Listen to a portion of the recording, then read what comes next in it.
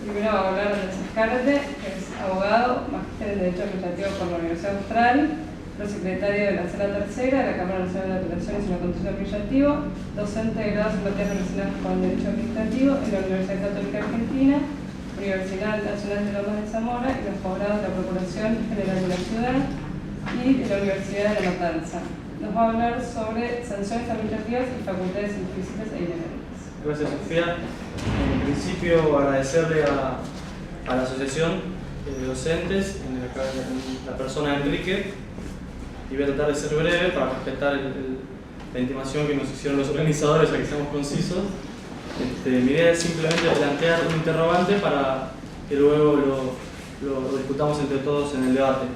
Como decía Sofía, mi tema es sanciones administrativas y facultades implícitas. Cuando hablamos de sanciones administrativas, en la cabeza inmediatamente nos aparece la cuestión de la naturaleza de las sanciones administrativas y un debate que tiene siglos, literalmente siglos. Cuando uno lee los autores sobre este tema, hay muchos que dicen que Kant y Hegel ya planteaban la cuestión de la diferencia entre el ilícito administrativo o civil en esa época y el ilícito penal. Y los autores en general coinciden en que si dos mentes como Kant y Hegel no llegaron a ninguna conclusión, no tiene mucho más sentido seguir discutiendo. Lo cierto es que hoy en día se propone la superación de este debate sobre la naturaleza de la infracción administrativa, y quienes lo proponen son, en nuestro país, Fontán Balestra y García Pugliese principalmente, y en el derecho extranjero tenemos al principal exponente del tema, que es Alejandro Nieto. De los tres me quedo con García Pugliese por la cuestión de brevedad, y lo que propone es superar el debate de la naturaleza de la infracción administrativa y centrarnos en la cuestión del régimen jurídico circundante. Esa es la terminología que él utiliza. Régimen jurídico que ciertamente es confuso hasta el día de hoy, y diariamente uno lo puede ver. Sea porque no se superó el debate, o sea porque en este fenómeno que es la sanción administrativa uno tiene, desde el punto de vista subjetivo o orgánico, a la administración regida por el derecho administrativo con técnicas propias del derecho administrativo, como la competencia, actuando objetivamente aplicando una sanción, ¿sí? Que la sanción la relacionamos inmediatamente con la pena y con el derecho penal. Entonces, en el fenómeno inmediatamente confluyen el derecho penal y el derecho administrativo. Lo cual, a primera, uno podría pensar que es mejor para los particulares en el sentido de que tenemos más principios aplicables y más herramientas para defender a los particulares. Sin embargo, se da todo lo contrario. Paradójicamente, la confluencia de estos dos regímenes lo que genera es confusión e inseguridad.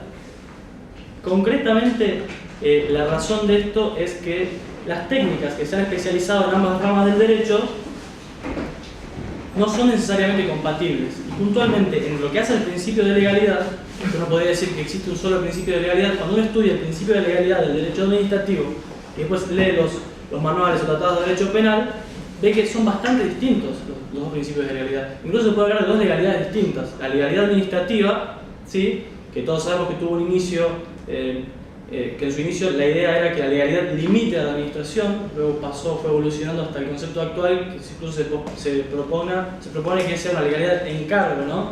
La legalidad no solo limita, sino la legalidad hace actuar a la administración. Y hasta se llega a hablar, incluso algunos postulan la idea de juridicidad. Entonces, es un término mucho más amplio, que se concreta en una técnica de atribución de competencias que todos sabemos que es la siguiente. La administración, de acuerdo a las técnicas de atribución de competencias del derecho administrativo, puede actuar cuando tiene facultades expresas o también cuando tiene facultades implícitas o inherentes. Es decir, hay una habilitación a actuar a la administración cuando no hay una facultad expresa. Todo esto es regido por el principio de especialidad, ¿no? Sin embargo, en el derecho penal la cuestión es exactamente opuesta. En el derecho penal, sea por el origen histórico o por la dinámica propia del derecho penal, si bien también hay una crisis del principio de legalidad penal, queda claro que el mandato del ex serta todavía sigue exigiendo que la sanción provenga de una norma determinada, ¿sí? Y para esto viene la técnica de la tipicidad. La técnica de la tipicidad lo que hace de alguna manera es evitar que el juez aplique una pena sobre la inexistencia de una norma previa, que es exactamente lo contrario que pasa en el derecho administrativo. Entonces, lo que quiero plantear para el debate es qué pasa cuando la administración como pasa en la gran mayoría de los casos cuando uno ve la realidad, no tiene expresamente atribuida la posibilidad de aplicar una sanción en un caso concreto e invoca facultad, y invoca expresamente, lo dice literalmente en el acto sancionatorio, facultades implícitas o inherentes. ¿Sí? ¿Qué es lo que pasa? ¿Qué aplicamos? ¿El derecho administrativo, el derecho penal? ¿Sí?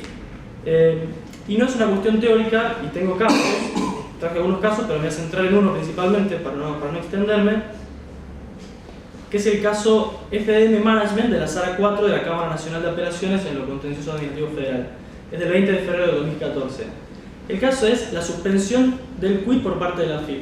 Lo que hacía la AFIP en este caso era invocar la facultad que tiene para reglamentar la registración, el registro de los contribuyentes, es decir, para otorgarles un quit, y sobre esa competencia suspendía los quits, suspende los quits de los contribuyentes. Y su razonamiento era, desde el punto de vista del derecho administrativo, bastante lógico. Era, si yo puedo otorgar el quit a alguien, naturalmente también podía suspenderlo temporariamente.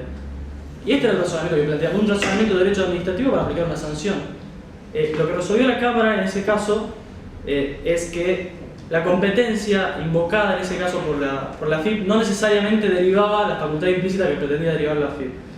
Pero también tiene un considerado que es muy interesante, y es el que dice que el principio de especialidad propio del derecho administrativo sancionador no se aplica a las sanciones administrativas donde rige el dolum crimen nula pena sine lege, ¿no? Y cita Casaña. Sin embargo, la cuestión es debatida y hay jurisprudencia contradictoria, y esta es la que yo quiero plantear para el debate y dejo planteado de esta manera. ¿Puede un organismo administrativo aplicar una sanción cuando no está atribuida de forma expresa por el ordenamiento jurídico?